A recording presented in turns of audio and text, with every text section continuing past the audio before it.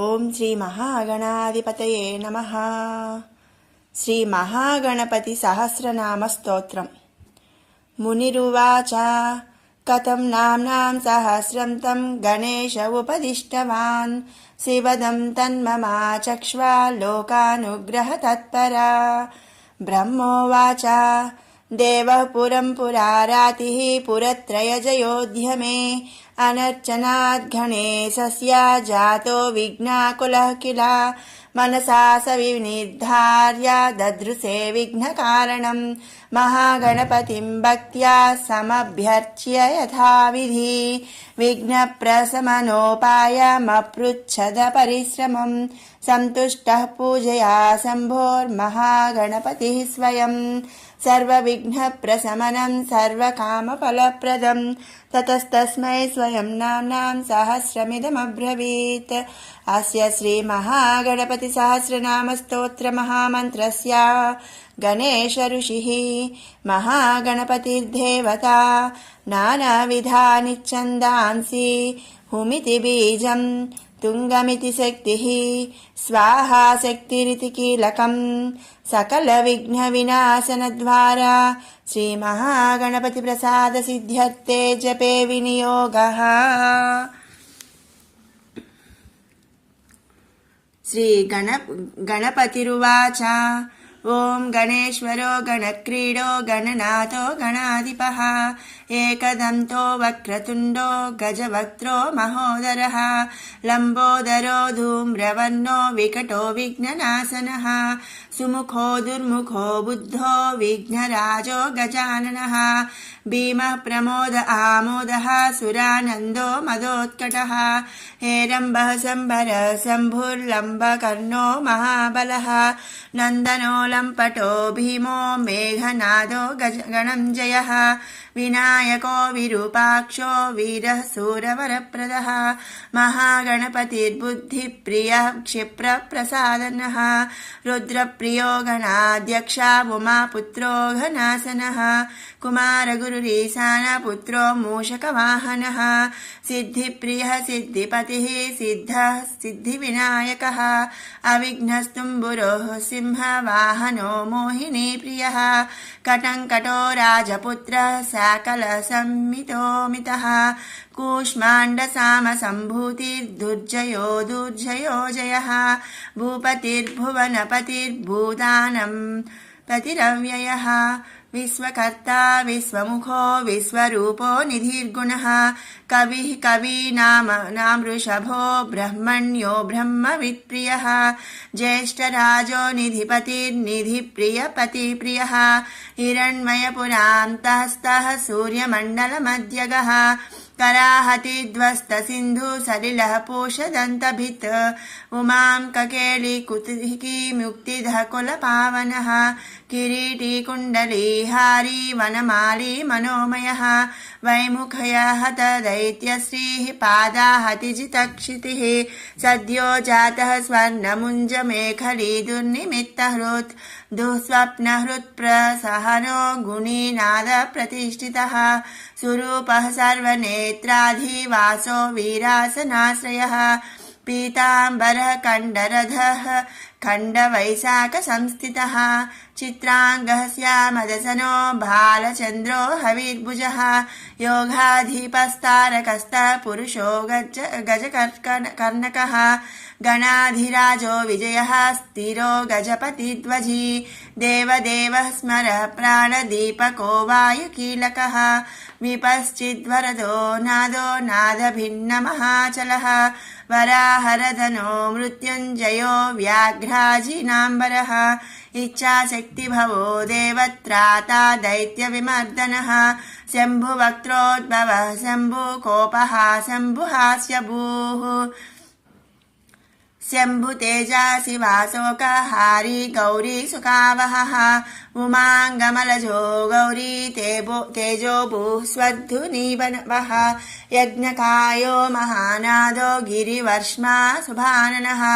सर्वात्मा सर्वदेवात्मा ब्रह्ममूर्धा ककुत्स्युतिः ब्रह्माण्डकुम्भश्चिद्व्योमा भाल सत्यशिरोरुहः जगज्जन्मलयोन्मेष निमिषोऽग्न्यर्क सोमधृक् गिरीन्द्रैकरदो धर्म धर्मोष्ट सामबृंहितः ग्रहर्क्ष्यदसनो वाणी जिह्वा वासवरासिकः भ्रूमध्य संस्थितकरो ब्रह्म विद्यामदोदकः कुलाचलां सह सोमार्कघण्टो रुद्रशिरोधरः नदीनदद्भुजः सर्पाङ्गुलीकस्तारकानकः व्योमनाभिः श्रीहृदयो मेरुपृष्ठोर्नवोदरः कुक्षिस्तयक्षगन्धर्व रक्ष किन्नरमानुषः पृथ्वीकटिः सृष्टिलिङ्गः शैलोरुर्ध्वस्रजानुकः पातालजङ्घ्यो मुनिपात् कालङ्गुष्टत्रयूतनः ज्योतिर्मण्डललाङ्गूलो हृदयालाननिश्चलः हृत्पद्मकर्णिकाशाली वियत्केली सरोवरः सद्भक्तध्याननिगडः पूजावारिनिवारितः प्रतापी काश्यपो मन्ता गणकोविष्टपीबली यशस्वी धार्मिको जेता प्रथमः प्रमथेश्वरः चिन्तामणिद्वीपपतिः कल्पद्रुमवनालयः रत्नमण्डपमध्यस्थो रत्नसिंहासनाश्रयः तीव्राशिरोद्धृतपदोज्ज्वालिनी मौलिलालितः नन्दानन्दितपीठश्रीर्भोगवद्भूषितार्सनः सकामदायिनी पीठः स्फुरदुग्रासनाश्रयः तेजोवती शिरोरत्नं सत्या नित्यावतंसितः सविघ्ननाशिनी पीठः सर्वशक्त्यम्बुजालयः लिपिपद्मासनाधारो वह्निधामत्रयालयः उन्नतप्रपदो गूढगुल्फः संवृतपार्ष्णिकः पीनजङ्घः श्लिष्टजानुः स्थूलोरुप्रोन्नमत्कटिः निम्ननाभिः स्थूलकुक्षिः पीनवक्षा बृहद्भुजः पीनस्कन्धः कम्बुकण्ठो लम्बोष्ठो लम्बनासिकः भग्नवामरदस्तुङ्गसव्यदन्तो महाहनुः ह्रस्वनेत्रत्रयः शूर्पकर्णो निबिडमस्तकः स्तबकाकारकुम्भाग्रो रत्नमौलिर्निरङ्कुशः सर्पहारकटी सूत्रः सर्पयज्ञोपवीतवान् सर्पकोटीरकटकः सर्पग्रैवेयकाङ्गदः सर्पकक्षोदराबन्धः सर्पराजोत्तरच्छदः रक्तो रक्ताम्बरधरो रक्तमाला विभूषणः रक्तेक्षणो रक्तकरो रक्तताल्वोष्टवल्लभः श्वेताम्बरधरः श्वेतमाला विभूषणः श्वेतातपत्ररुचिरः श्वेतचामरवीजितः सर्वावयवसम्पूर्णः सर्वलक्षणलक्षितः सर्वाभरणशोभाढ्यः सर्वशोभासमन्वितः सर्वमङ्गलमाङ्गल्यः सर्वकारणकारणं सर्वदेववरः सारङ्गी बीजपूरी गदाधरः शुभाङ्गोलोकसारङ्गः सुतं तुस्तं तु वर्धनः किरीटी कुण्डलीहारी वनमाली शुभाङ्गदः इक्षुचापदर शूली चक्रपाणि सरोजभृत् पाशीधृतोत्पलशाली मञ्जरी भृत्स्वदन्तभृत् कल्पवल्लीधरो विश्वाभयदैककरो वशी अक्षमालाधरो ज्ञानमुद्रावान्मुद्गरायुधः पूर्णपात्रीकम्बुधरो विधृताङ्कुशमूलकः करस्ताम्रफलश्च्यूतकलिकाभृत् कुठारवान् पुष्करस्तस्वर्णघटी पूर्णरत्नाभिवर्षकः भारती सुन्दरीनाथो विनायकरतिप्रियः महालक्ष्मी प्रियतमः सिद्धलक्ष्मी मनोरमः रमा रमेशपूर्वाङ्गो दक्षिणो मामहेश्वरः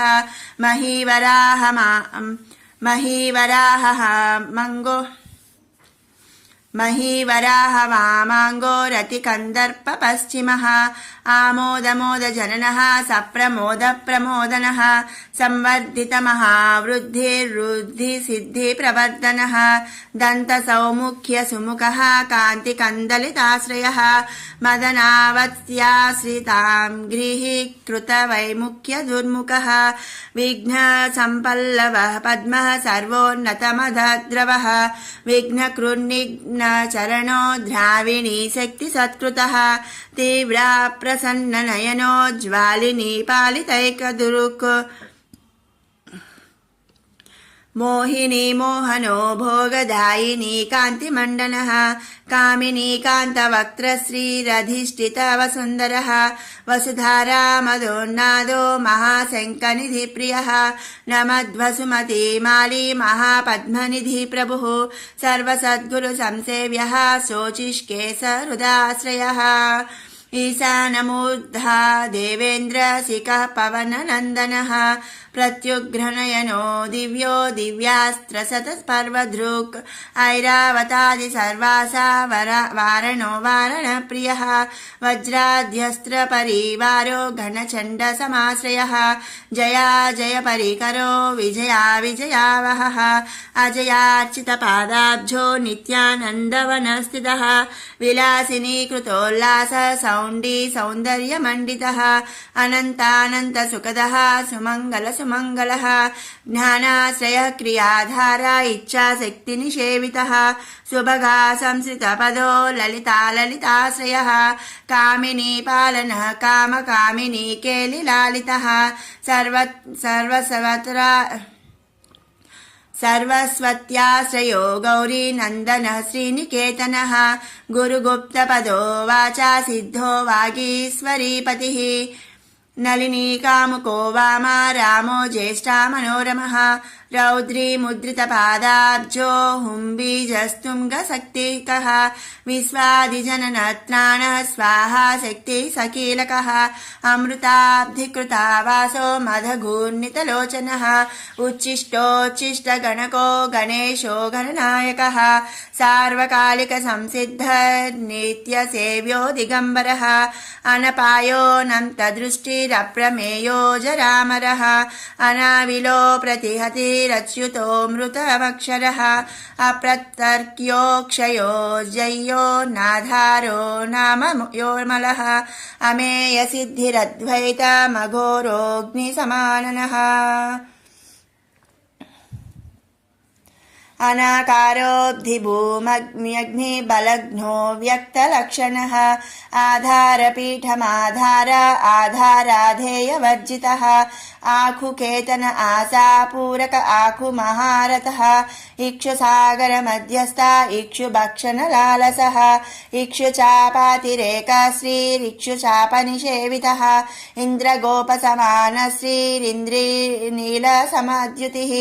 इन्दीवरदलस्याम इन्दुमण्डलमण्डितः इद्मप्रिय इडाभाग इडावानिन्दिराप्रियः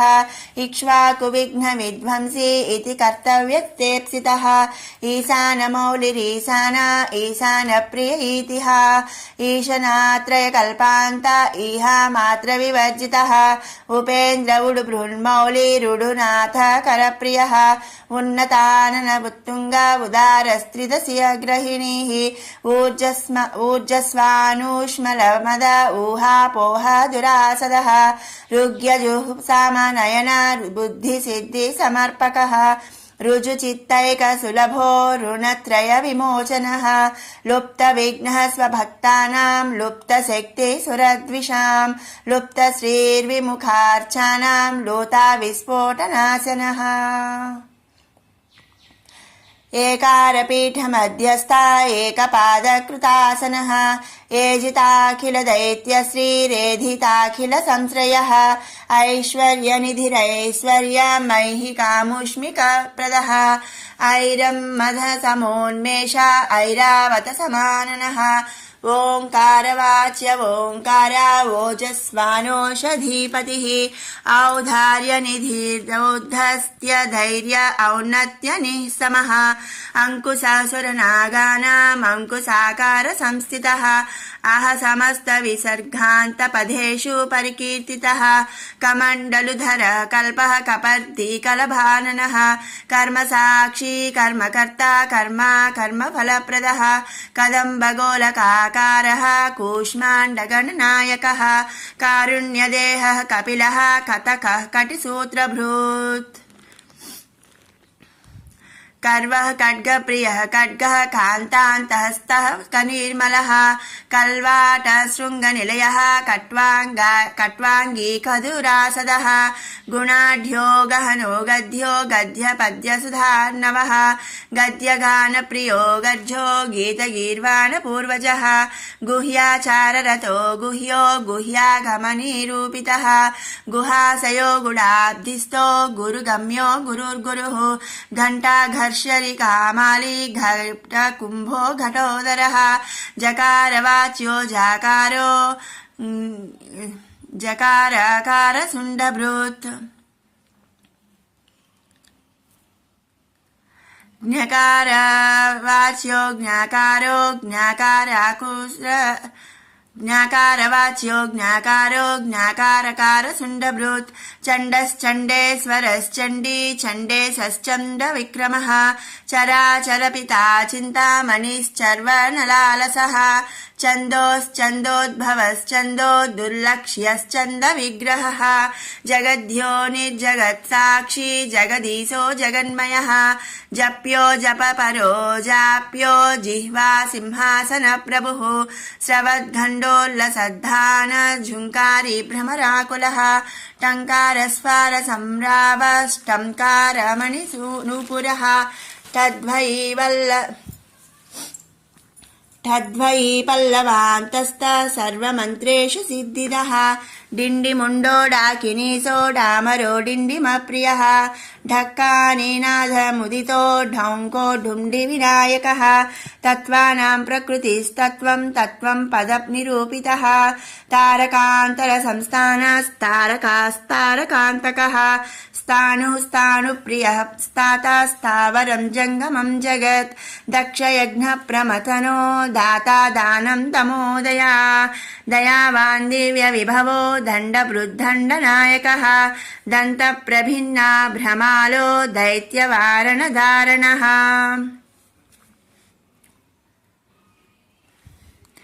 दंश्रालग्नद्वीपघटो देवार्तनृगजाकृतिः धनं धनपतेर्बन्धुर्धनदो धरणीधरः ध्यानैकप्रकटो ध्येयो ध्यानं ध्यानपरायणः ध्वनिप्रकृतिचीत्कारो ब्रह्माण्डावलिमेकलः नन्द्यो नन्दिप्रियो नादो नादमध्यप्रतिष्ठितः निष्कलो निर्मलो नित्यो नित्यानित्यो निरामयः परं व्योम परं धाम परमात्मा परं पदं परात्परः पशुपतिः पशुपाशविमोचनः पूर्णानन्दः परानन्दः पुराणपुरुषोत्तमः पद्मप्रसन्नवदनः प्रणताज्ञाननाशनः प्रमाणप्रत्ययातीतः प्रणतार्तिनिवारणः फणिहस्तः फणिपतिः फूत्कारः फणिप्रियः बाणार्चिताङ्घ्रियुगलो बालकेलिकुतूहली ब्रह्मार्चितपदो ब्रह्मचारी बृहस्पतिः बृहस्तमो परो ब्रह्मण्यो ब्रह्मवित्प्रियः बृहन्नादाग्र्यचीत्कारो ब्रह्माण्डावलिमेकलः भ्रूक्षेपदत्तलक्ष्मीको भर्गो भद्रो भयापहः भगवान् भक्तिसुलभो भूतिदो भूतिभूषणः भव्यो भूतालयो भोगदाता भ्रूमध्यगोचरः मन्त्रो मन्त्रपतिर्मन्त्री मदमत्तो मनोमयः मेकलाहीश्वरो मन्दगतिर्मन्दनिवेक्षणः महाबलो महावीर्यो महाप्राणो महामनः यज्ञो यज्ञपतिर्यज्ञगोप्ता यज्ञफलप्रदः यशस्करो योगगम्यो याज्ञिको याजकप्रियः रसो रसप्रियो रस्यो रञ्जको रावणार्चितः राज्यरक्षाकरो रत्नगर्भो राज्यसुखप्रदः लक्ष्यो लक्षपतिर्लक्ष्यो लयस्थो लड्डुकप्रियः लासप्रियो लास्यकपरो लाभकृल्लोकविश्रुतः वरेण्यो वह्निवदनो वन्द्यो वेदान्तगोचरः विकर्ता विश्वतश्चक्षुर्विधाता विश्वतोमुखः वामदेवो विश्वनेता वज्रिवज्रनिवारणः विवस्वद्बन्धनो विश्वाधारो विश्वेश्वरो विभुः शब्दब्रह्म समप्राप्य शम्भुशक्तिगणेश्वरः शास्ताशिखाग्रनिलयः शरण्यशम्बरेश्वरः षड्ऋतुकुसुमस्रग्वी षडाधार षडक्षरः संसारवैद्यः सर्वज्ञः सर्वभेषजम् सृष्टिस्थितिलयक्रीडः सुरकुञ्जरभेदकः सिन्दूरितमाः कुम्भः सदसद्भक्तिदायकः साक्षी समुद्रमथनः स्वयं वेद्यः स्वदक्षिणः स्वतन्त्रः सत्यसङ्कल्पः सामगानरतः सुखी हंसो हस्तिपिशाचीसो हवनं हव्यकव्यभूक् हव्यं हुतप्रियो हृष्टो हृल्लेखामन्त्रमध्यगः क्षेत्राधिपः क्षमा भर्ता क्षमा क्षमपरायणः क्षिप्रक्षेमकरः क्षेमानन्दः क्षोणीसुरद्रुमः धर्मप्रधोत्तरदः कामदाता सौभाग्यवर्धनः विद्याप्रधो विभवदो भुक्तिमुक्तिफलप्रदः अभिरूप्यकरो वीरश्रीप्रधो विजयप्रदः सर्ववश्यकरो गर्भदोषः पुत्रपौत्रदः मेधादकीर्तिदः शोकहारी दौर्भाग्यनाशनः प्रतिवादिमुखस्तम्भो रुष्टचित्तप्रसादनः पराभिचारशमनो दुःखः बन्धमोक्षदः लवस्त्रुटिः कलाकाष्ठा निमेषस्तत्परक्षणः घटीमुहूर्तः प्रहरो दिवा नक्तमहर्निशम् पक्षो मासत्वयैराब्धयुगं कल्पो महालयः राशिस्तारातिथैर्योगो वारः करणमंसकम् लग्नं होराकालचक्रं मेरु सप्तर्षयो ध्रुवः राहुर्मन्दः कविज्जीवो बुधो भौमः शशिरविः कालः सृष्टिस्थितिर्विश्वं स्थावरं जङ्गमं जगत् भूरापोऽग्निर्मधुर्वियोगमाहं कृतिः प्रकृतिः पुमान् ब्रह्मा विष्णु शिवो रुद्र ईश शक्ति सदाशिवः त्रिदशः पितरः सिद्धा यक्षा रक्षांसि किन्नराः सिद्धविद्याधरा भूता मनुष्या पशवः खगाः समुद्रा सरितः शैलाभूतं भव्यं भवोद्भवः साङ्ख्यं पातं जलं योगं पुराणानि श्रुतिस्मृतिः वेदाङ्गानि सदाचारो मीमांसा न्यायविस्तरः आयुर्वेदो धनुर्वेदो गान्धर्वं काव्यनाटकं वैखानसं भागवतं मानुषं पाञ्चरात्रकं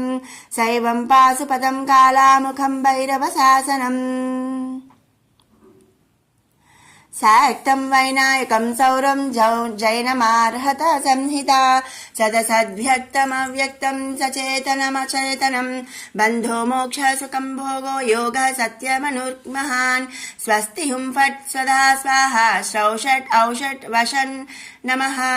ज्ञानं विज्ञानमानन्दो बोधः संवित् समो समः एक एकाक्षराधार एकाक्षरपरायणः एकाग्रधीरेकवीर एकोनेक स्वरूपधृक् द्विरूपो द्विभुजो द्व्यक्षो द्विरदो द्विपरक्षकः द्वैमातुरो द्विवदनो द्वन्द्वहीनो द्वयातिगः त्रिधामा त्रिकरस्त्रेता त्रिवर्गफलदायकः त्रिगुणात्मा त्रिलोकाधिस्त्रिशक्तिस्त्रिलोचनः चतुर्विधवचो वृत्ति परिवृत्ति प्रवर्तकः चतुर्बाहुश्चतुर्धंस्तश्चतुरात्मा चतुर्भुजः चतुर्विधोपायमयश्चतुर्वर्णाश्रमः चतुर्धिपूजनप्रीतश्चतुर्थितिधि सम्भवः पञ्चाक्षरात्मा पञ्चात्मा पञ्चास्य पञ्चकृत्तमः पञ्चाधारः पञ्चवर्णः पञ्चाक्षरपरायणः पञ्चतालः पञ्चकरः पञ्चप्रणमातृकः पञ्चब्रह्ममया स्फूर्तिः पञ्चावरणवारितः पञ्चभक्षप्रियः पञ्चबाणः पञ्चशिखात्मकः षट्कोणपीठः षट्चक्रधामा षड्ग्रन्थिभेदकः षडङ्गध्वान्तविध्वंसी षडङ्गुलमहाह्रदः षण्मुखः षण्मुखभ्राता षट्शक्तिपरिवारितः षट्वैरिवर्गविध्वंसी षडूर्मिभयभञ्जनः षट्कर्तदूरः षट्कर्ता षड्गुणः षट्रसाश्रयः सप्तपातालचरणः सप्तद्वीपोरुमण्डलः सप्तस्वर्लोकमुकुटः सप्तसप्तिवरप्रदः सप्ताङ्गराजसुखदः सप्तर्षिगणवन्दितः सप्तच्छन्दोनिधिः सप्तहोत्रः सप्तस्वराश्रयः सप्ताब्धिकेलिकासारः सप्तमातृनिषेवितः सप्तच्छन्दो मोदमदः सप्तच्छन्दो मखप्रभुः अष्टमूर्तिर्ध्येयमूर्तिरष्टप्रकृतिकारणम् अष्टाङ्गयोगफलभृदष्टपत्राम्बुजासनः अष्टशक्तिसमानः श्रीरष्टैश्वर्यप्रवर्धनः अष्टपीठोपपीठ श्रीरष्टमातृसमावृतः अष्टभैरवसेव्योऽष्टवसुवन्ध्योऽष्टमूर्तिभृत् अष्टचक्रस्फुरस्मूर्तिरष्टद्रव्यहविः अष्टश्रीरष्टसाम श्रीरष्टैश्वर्यप्रदायकः नवनागसनाध्यासी नवनिध्यनुशासिनः नवद्वारपुरावृत्तो नवद्वारनिकेतनः नवनाथमहानाथो नवनागविभूषितः नवनारायणस्तुल्यो नवदुर्गानिषेवितः नवरत्नविचित्राङ्गो नवशक्तिशिरोद्धृतः दशात्मको दशभुजो दशदिक्पतिवन्दितः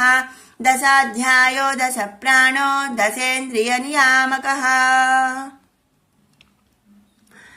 दशाक्षरमहामन्त्रो दशासाव्यापी विग्रहः एकादशमहारुद्रैः स्तुतश्चैकादशाक्षरः द्वादशद्विदशाष्टाधिर्दोर्धण्डास्त्रनिकेतनः त्रयोदशभिधा भिन्नो विश्वे देवाधिदैवतम् चतुर्दशेन्द्रवरदश्चतुर्दशमनुप्रभुः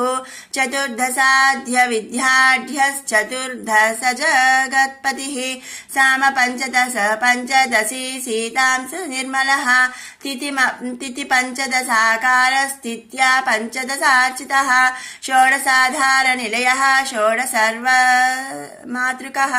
षोडशान्तपदावास षोडशेन्दुकलात्मकः कला सप्तदशी सप्तदश सप्तदशाक्षरः अष्टादशद्वीपपतिरष्टादशपुराणकृत् अष्टादशौषधी सृष्टिरष्टादशविधिः स्मृतः अष्टादशलिपिव्यष्टि समष्टिज्ञानकोविदः अष्टादशान्नसम्पत्तिरष्टादशविजातिकृत् एकविंशः पुमानेकविंशत्यङ्गुलीपल्लवः चतुर्विंशतितत्त्वात्मा पञ्चविंशाख्यपूरुषः सप्तविंशतितारेषः सप्तविंशतियोगकृत् द्वात्रिंशद्भैरवाधीशश्चतुस्त्रिंशन्महारथः षट्त्रिंशत्तत्त्वसम्भूतिरष्टत्रिंशत् कलात्मकः पञ्चाशद्विष्णुशक्तिशः पञ्चाशन्मातृकालयः द्विपञ्चाशद्वपुः श्रेणी त्रिषष्ट्यक्षरसंश्रयः पञ्चाशदक्षरश्रेणी पञ्चाशद्रुद्रविग्रहः चतुष्षष्टिमहासिद्धिः योगिनी वृन्दवन्दितः नमदेकोनपञ्चाशन्मरुद्वर्गनिरर्गलः चतुष्षष्ट्यर्थनिर्णेता चतुष्षष्टिकलानिधिः अष्टषष्टिमहातीर्थक्षेत्रभैरववन्दितः चतुर्नवतिमन्त्रात्मा षण्णवत्यधिकप्रभुः शतानन्दः शताद्रुतिः शतपत्रायतेक्षणः शतानीकशतमकः शतधारावरायुधः सहस्रपत्रनिलयः सहस्रफणिभूषणः सहस्रशीर्षा पुरुषः सहस्राक्ष सहस्रपात् सहस्रनाम संस्तुत्यः सहस्राक्षबलापः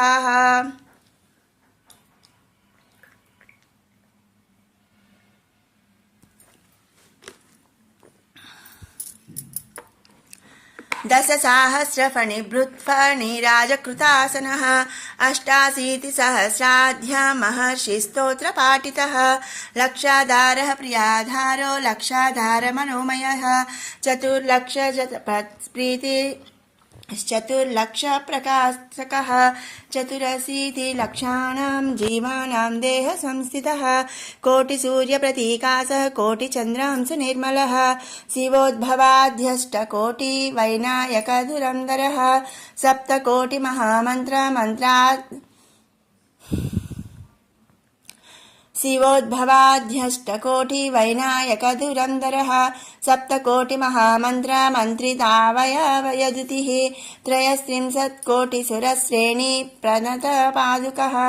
अनन्तदेवतासेव्यो ह्यनन्तशुभदायकः अनन्तनामानन्तश्रीरनन्तोऽनन्तसौख्यदः अनन्तशक्तिसहितो ह्यनन्तमुनिसंस्तुतः इति वैनायकं नाम्नां सहस्रमिदमीरितम् इदं ब्राह्मे मुहूर्ते यः पठति प्रत्यहं नरः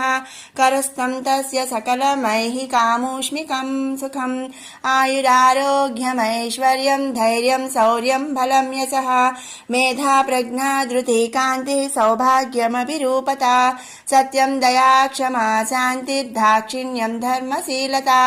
जगत्संवननं विश्वसंवादो वेदपाटवं नभा सभापाण्डित्यमौदार्यं गाम्भीर्यं ब्रह्मवर्चसं ओजस्तेजः कुलं शीलं प्रतापो वीर्यमार्यता ज्ञानं विज्ञानमास्तिक्यं स्थैर्यं विश्वासथा तथा धनधान्याधिवृद्धिश्च सकृदस्य जपात् भवेत् वश्यं चतुर्विधं विश्वं जपादस्य प्रजायते राज्ञो राजकलत्रस्य राजपुत्रस्य मन्त्रिणः जप्यते यस्य वस्यार्थे सदा सस्तस्य जायते धर्मार्थकाममोक्षाणामनायासेन साधनं शाकिनी डाकिनी रक्षो यक्षग्रहभयावपहं साम्राज्यसुखदं सर्वसपत्नमदमर्दनं समस्तकलहध्वंसी दग्धबीजप्ररोहणं दुःस्वप्नशमनं क्रुद्धस्वामिचित्तप्रसादनं षड्वर्गाष्टमहासिद्धित्रिकालज्ञानकारणं परकृत्यप्रशमनं परचक्रप्रमर्दनं सङ्ग्राममार्गे सर्वेषामिदमेकं जयावहं सर्ववन्ध्यत्वदोषघ्नं गर्भरक्षैककारणं पठ्यते प्रत्यहं यत्र स्तोत्रं गणपतेरिदं देशे तत्र न दुर्भिक्षामीतयोदुरितानि च न तद्गेहं जहाति श्रीर्यत्रायं जप्यते स्तवः क्षयकुष्ठप्रमेहारस भगन्धरविसूचिकाः गुल्बं प्लीहानसमानमतिसारं महोदरं कासं श्वासमुदावर्तं शूलं सोपामयोदरं शिरोरोगं वमिंहिकां गण्डमालामरोचकम् वातापित्तकफध्वं ध्यवा त्रिदोषजनितज्वरम् आगन्तु विषमं शीतमुष्णं चैकाहिकादिकम् इत्याद्युक्तमनोक्तं वा रोगदोषादिसम्भवं सर्वं प्रशमयत्यासु स्तोत्रस्यास्य सकृज्जन्पः प्राप्यते स्य जपात् सिद्धिः स्त्रीशूद्रैः पतितैरपि सहस्रनाममन्त्रोऽयं जपितव्यः शुभाप्तयो महागणपते स्तोत्रं सकामः प्रजपन्निधम् इच्छया सकलान् भोगानुपभ्युज्येह पार्थिवान् मनोरथफलैर्दिव्यैर्व्योमयानैर्मनोरमैः चन्द्रेन्द्रभास्करोपेन्द्र ब्रह्म सर्वादि सद्मसु कामरूपः कामगतिः कामदः कामदेश्वरः भुक्त्वा यथेप्सितान् भोगानभीष्टैः सह बन्धुभिः गणेशानुचरो भूत्वा घनो गणपति प्रियः नन्दीश्वरादिसानन्दैर्नन्दितः सकलैर्गणैः शिवाभ्यां कृपया पुत्र निर्विशेषं च लालितः शिवभक्तः पूर्णकामो गणेश्वर वरात् पुनः जातिस्मरो धर्मपरः सार्वभौमोऽभिजायते निष्कामस्तु जपन्नित्यं भक्त्या विघ्नेश तत्परः योगसिद्धिं परां प्राप्य ज्ञानवैराग्यसंयुतः निरन्तरे निराबाधे परमानन्दसंज्ञिते विश्वोत्तीर्णे परे पूर्णे पुनरावृत्तिवर्जिते लीनो वैनायके धाम्नि रमते नित्यनिर्वृते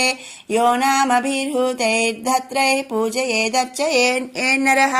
राजानो वस्यतां यान्ति रिपवो यान्ति दासतां तस्य सिद्ध्यन्ति मन्त्राणां दुर्लभाश्चेष्टसिद्धयः मूलमन्त्रादपि स्तोत्रमिदं प्रियतमं मम नभस्ये मासि शुक्लायां चतुर्थ्यां मम जन्मनि दूर्वाभिर्नामभिपूजां तर्पणं विधिवच्चरते अष्टध्रैव्यैर्विशेषेण कुर्याद् भक्ति सुसंयुतः तस्येप्सितं धनं धान्यमैश्वर्यं विजयो यशः भविष्यति न सन्देहः पुत्रपौत्रादिकं सुखम् इदं प्रजापितं स्तोत्रं पठितं श्रावितं श्रुतं व्याकृतं चर्चितं ध्यातं विमृष्टमभिवन्दितम् इहामुत्र च विश्वेषां विश्वैश्वर्यप्रदायकं स्वच्छन्दचारिणाप्येष येन सन्धार्यते स्तवः स रक्ष्यते शिवोद्भूतैर्गणैरध्यष्टकोटिभिः लिखितं पुस्तकस्तोत्रं मन्त्रभूतं प्रपूजयेत् तत्र सर्वोत्तमा लक्ष्मी सन्निधत्ते निरन्तरम् दानैरशेषैरखिलैर्वृतैश्च तीर्थैरशेषैरखिलैर्मकैश्च न तत्फलं विन्दति यद्गणेश सहस्रनाम स्मरणेन सद्यः एतन्नाम्नां सहस्रं पठति दिनमणौ प्रत्यहं प्रोज्जिहाने सायं मध्यं दिने वा त्रिश्रवणमथवा सन्ततं वा जरो यः सस्यादैश्वर्यदुरयः प्रभवति वचसां कीर्तिमुच्चैस्तनोति दारिद्र्यं हन्ति विश्वं विषयति सुचिरं वर्धते पुत्रपौत्रैः अकिञ्चनोऽप्येकचित्तो नियतो नियतासनः प्रजपंश्चतुरो मासान् गणेशार्चन तत्परः दरिद्रतां समुन्मूल्य सप्तजन्मानुगामपि लभते महतीं लक्ष्मीमित्याज्ञा पारमेश्वरी आयुष्यं वीतरोगं कुलमतिविमलं सम्पदश्चार्तिनाशः कीर्तिर्नित्यावदाता भवति खलु न वा कान्तिरव्याजभाव्या पुत्राः सन्तः कलत्रं गुणवध्यभिमतं यद्यदन्यच्च तत्ता नित्यं यः स्तोत्रमेतत् पठति गणपतेस्तस्य हस्ते समस्तम् गणं जयो गणपतिर्हेरम्बोधरनीधरः महागणपतिर्बुद्धिप्रियः क्षिप्रप्रसादनः अमोघसिद्धिरमृतमन्त्रश्चिन्तामणिनिधिः सुमङ्गलो बीजमासा पूरको वरदः कलः काश्यपो नन्दनो वाचा सिद्धो डुण्ढिर्विनायकः मोदकैरेभिरत्रैकविंशत्या नामभिः पुमान् उपायनं दधेत् भक्त्या मत्प्रसादं चिकीर्षति वत्सरं विघ्नराजोऽस्य तत्यमिष्टार्थसिद्धये यः स्तौति मद्गतमनाममाराधनः तत्परः